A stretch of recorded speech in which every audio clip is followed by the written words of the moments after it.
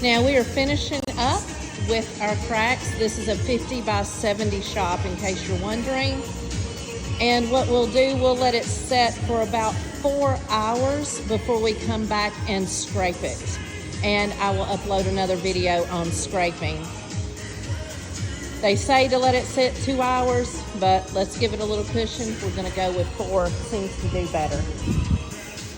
See you on the next one.